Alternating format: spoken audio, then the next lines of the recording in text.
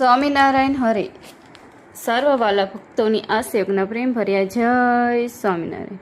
વૈષ્ણવનું સારંગપુરનું 8મું. ઈર્ષાના રૂપનું ક્ષાર. માનમાંથી ઈર્ષા, ક્રોધ, મત્સરની અસૂર્યા થાય છે. બીજાની મોટાઈ દેખી શકાય નહીં તે ઈર્ષાનું લક્ષણ છે.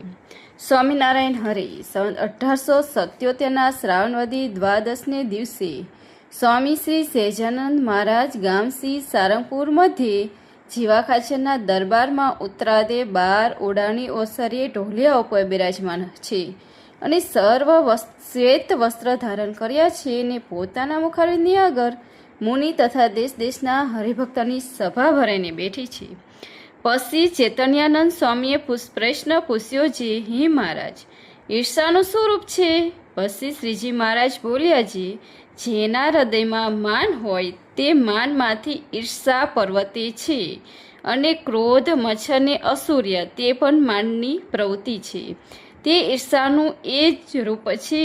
પોતાની જે મોટા હોય પણ જેને જ્યારે સન્માન થાય ત્યારે તેને દેખી શકે નહીં એવો જેનો સ્વભાવ હોય તેને એમ જાણવું છે આના હૈયામાં ઈર્ષા છે, અને યથાર્થ ઈર્ષાવાળા હોય તે તો કોઈની મોટાઈને દેખી શકે નહીં. એથી વૈષ્ણવ સારંગપુરનું 8મું પગલું થયું.